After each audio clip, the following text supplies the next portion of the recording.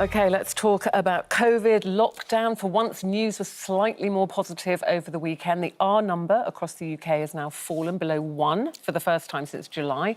Cases are dropping faster than predicted, and there's been more and more talk about lockdown finally coming to an end. Well, much heralded news that the government has reached 15 million vaccinations earlier than planned. And Ruth, you became one of those 15 million. Yeah, at the weekend I was absolutely delighted. There I am with the lovely Stephanie. That was in Walton-on-Thames. And I actually, as you know, Eamonn, I questioned this because I got the text, and because I'm 61, I thought, this is too early. Surely we They're can't just be. very efficient. Yeah, and so I phoned my surgery and they called me back and said, no, that's absolutely right. I went, it was amazingly well organised, it was very efficient, everybody was lovely, it was quick, it was painless. I feel very, very grateful that I've been called for mine. So, yeah, well, let us call pleased. Professor Tim Spector, who works as an epidemiologist at King's College London, and there beside him there's Professor Paul Hunter as well, friend of the show, Professor of Medicine at the University of East Anglia.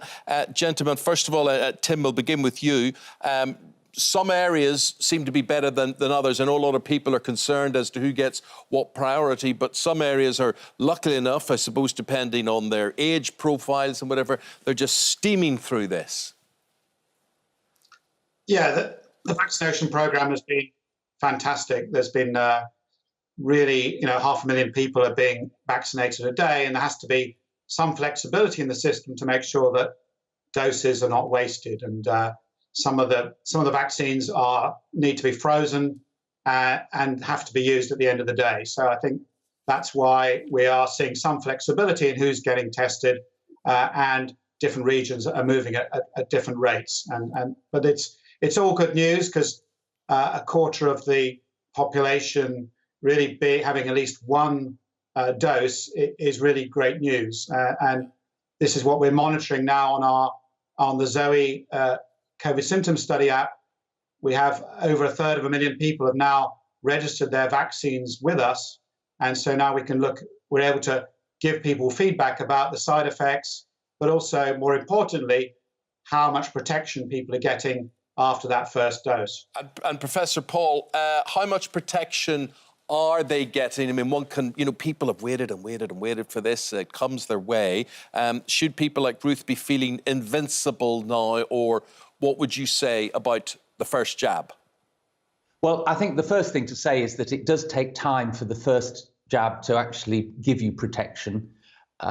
The phase 3 study of Pfizer suggested about 12 days, but looking at some of the Israeli data, particularly if you're over 80, it can take up to 3 weeks. So I think essentially, once you've had a jab, assume that you're not protected for probably 3 weeks, and you won't go far wrong with that. And Professor Hunter, what do you feel this means for lockdown, or potentially coming out of this lockdown, the easing of a lockdown? How much is the vaccination programme going to have an effect on that? Well, a huge amount, because one of the reasons why we go into lockdown is essentially to protect the health service. And if people aren't getting severely ill, and if they aren't requiring hospitalisation, then the pressure on the NHS is substantially less, and the demands for lockdown are reduced. But we still got quite a way to go before we get to the summer, and case numbers could, in theory, go up again if we relax too quickly. But I think when we're looking at opening schools in March and then subsequently gradually opening up society after that, I think that's a realistic expectation, so that by late spring we'll almost certainly be under substantially less restriction than we are at the moment. And Professor Tim, the vaccines, should you be particular? Can you request? Should you worry about which particular vaccine you get and its effectiveness? Well, we're lucky enough to have a choice. And I think that's, so basically, I took the first vaccine that was offered to me, and I think most of my colleagues, healthcare workers, have done the same.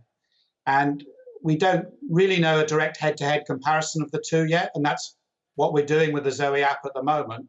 And we're finding, interestingly, that with the Pfizer vaccine, that many people were particularly concerned about because it's a very new type of vaccine. The side effects are extremely low. They're less than 1 in 5 people have some systemic side effects. And these effects are greater if you've already had COVID. So you double your risk of getting, say, a couple of days of feeling a bit under the weather and having a headache and being feverish. But most people don't have any side effects. And we're seeing with the AstraZeneca one so far, the data are also fairly reassuring, but slightly higher side effects with that one. But again, that's more the natural one. So some people prefer that. But both of them are looking good at the moment.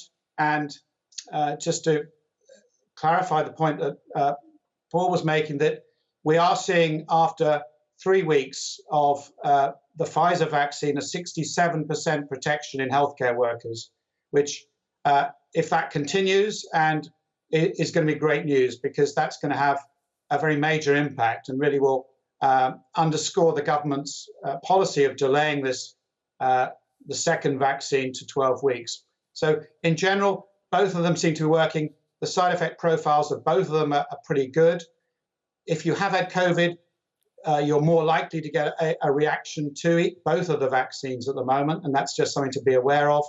And the first 12 days are really, really crucial to realize you have zero protection. And we are seeing quite a few cases being reported in the app of infections in that time.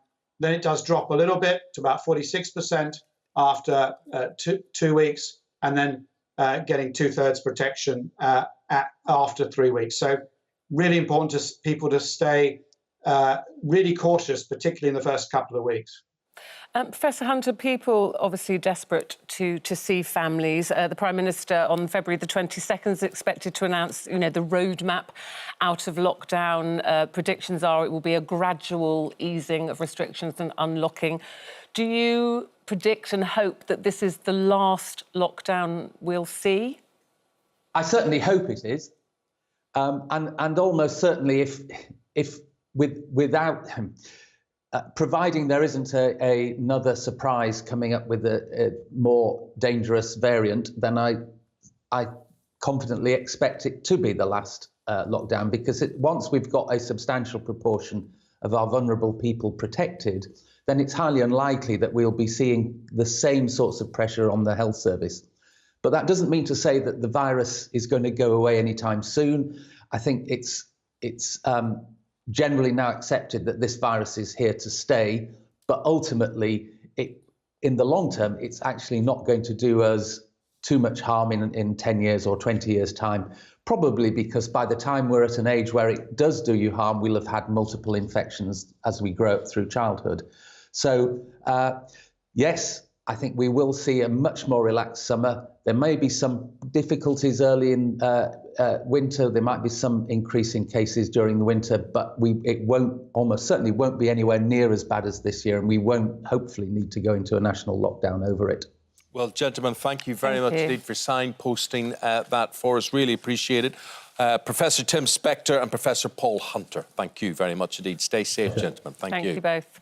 How are you today with your side I'm good. effects? All I've got is a slightly achy arm, so I haven't had any of the other side effects. People talk about headaches or feeling a bit fluey or tired. So just, feel like I've done a workout in the gym on one arm. But you haven't. But I haven't, absolutely haven't. No. But I do feel very grateful and very blessed when I got that text. And I said I thought it was a hoax, but the minute I knew it wasn't, I accepted it. And they really are speeding on. And a word to all the volunteers, people who go round and man all those centres that make it all happen. Thank you from all of us. Thank you very much indeed. Yeah, it was a very smooth process and everybody was lovely and very reassuring. So thank you, especially to Stephanie, because I know she's watching today. It's her day off. That's nice. Thank you, Stephanie. Good.